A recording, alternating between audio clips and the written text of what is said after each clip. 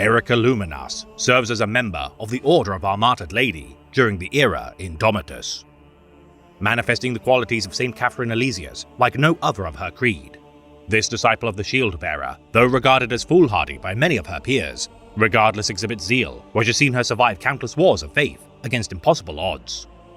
Sent into fervent rages should any desecrate the holy relics of the Emperor. During the Battle of Martyr's Rest, this Sister of Battle's faith would be tested to its limit.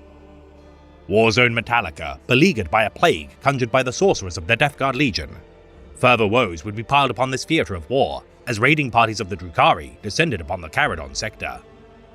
Foreseeing a vision during her prayers said to be sent by the spirit of St. Geraldine, her canoness, Joghild, sanctioned a commandery to be dispatched to Martyr's Rest as she defended the cardinal world of Alexistor. Answering the plea of St. Geraldine's spirit to retrieve her bones, which could aid in bolstering the protective wards cast around crucial imperial outposts. Upon Erika's venture to Purity City, upon Martyr's Rest, the sisters would be beset by the Cult of Strife.